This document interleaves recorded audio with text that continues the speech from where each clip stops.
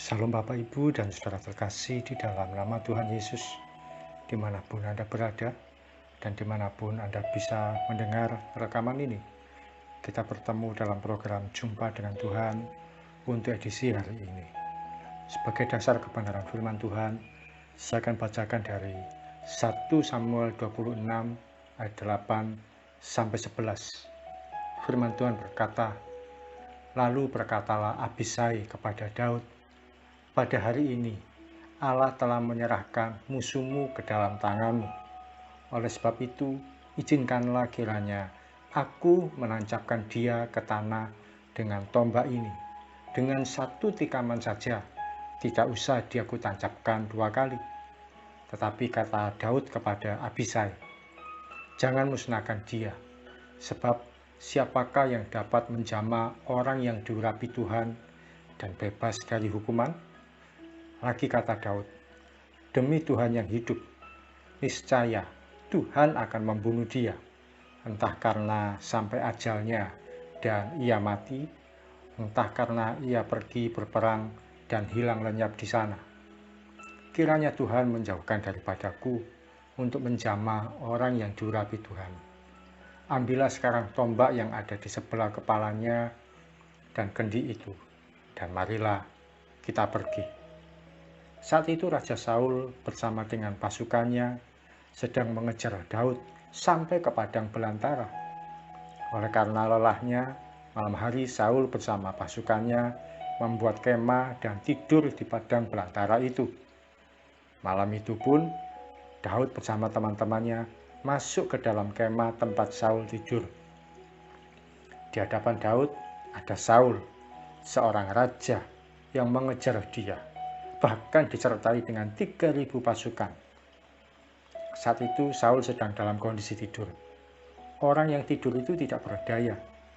Oleh karena itu Abisai, sahabat Daud, berkata, "Allah telah menyerahkan musuhmu pada tanganmu pada hari ini.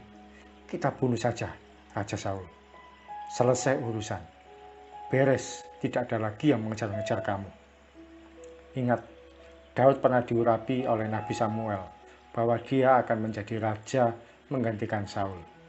Kalau hari itu Daud membunuh Saul, maka hari itu juga jabatan raja itu pun akan dia miliki.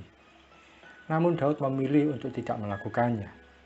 Dia percaya bahwa Tuhan sanggup menjadikan dia raja dengan cara Tuhan sendiri.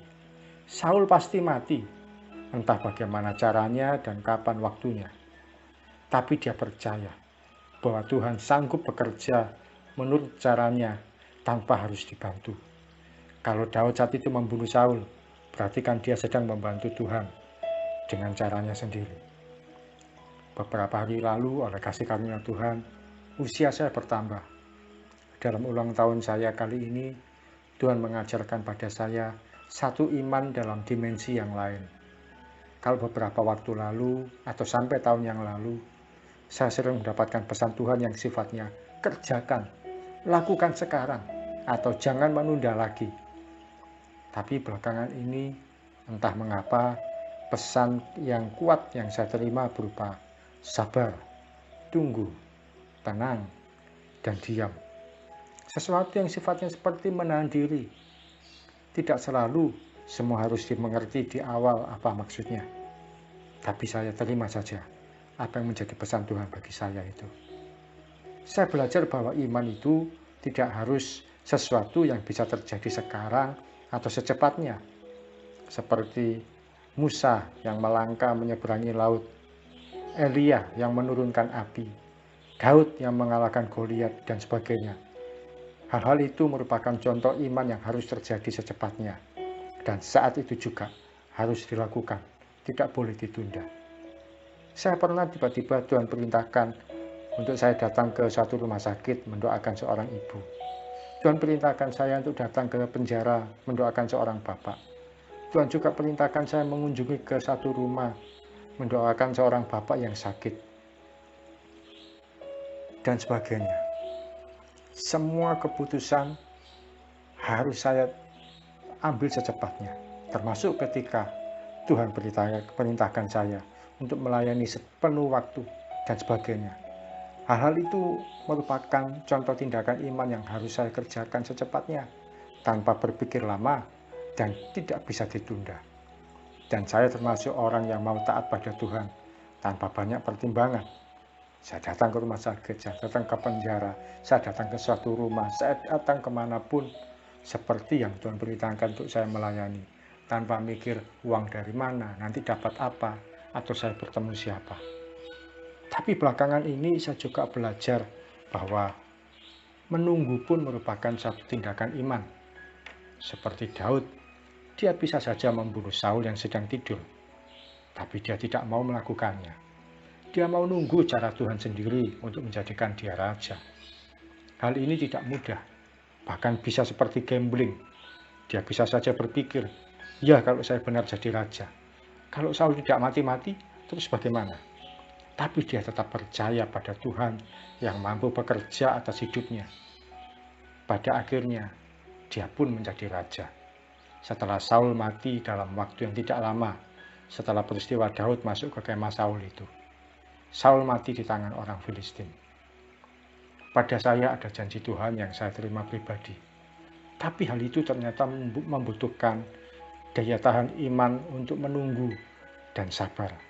Tidak seperti waktu-waktu yang lalu, ketika terima sesuatu dari Tuhan, didoakan langsung jadi kenyataan.